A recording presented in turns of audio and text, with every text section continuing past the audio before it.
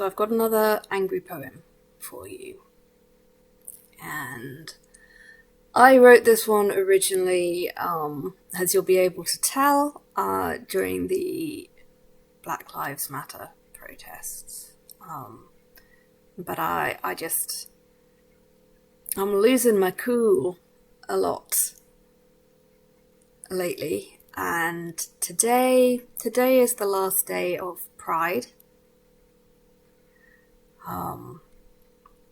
And that's something that I, as a non-binary person, feel kind of newly welcomed into. I didn't always feel like it was for me, but I've begun to lately. And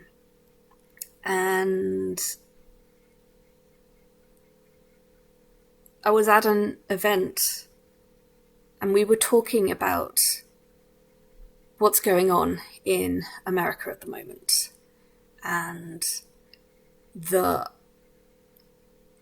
destruction of our rights, and that it's not just Roe versus Wade, it's that they're coming for equal marriage and your right to be out in the military and all kinds of other things, and an acknowledgement that this is all connected, and that was really good.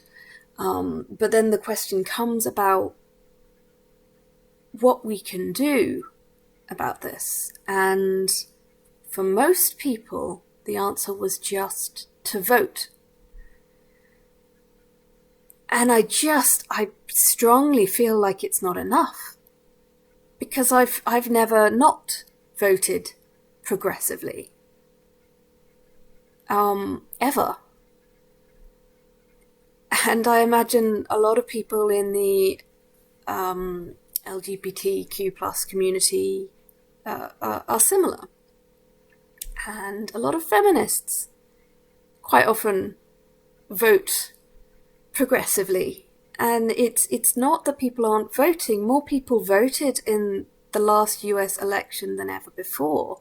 An astounding number of people voted for Joe Biden. But that's not resulted in Joe Biden standing up for those people's rights. And just like my votes haven't stopped the Tories from destroying my country and my democracy, voting isn't enough. We need to convince the leaders on the left that they need to be as bolshy, as forward, as pushy as their opponents. That they need to stand up for us. That asking nicely doesn't get it done. It's not enough to just vote. You need to write to your representatives. You need to protest. And we need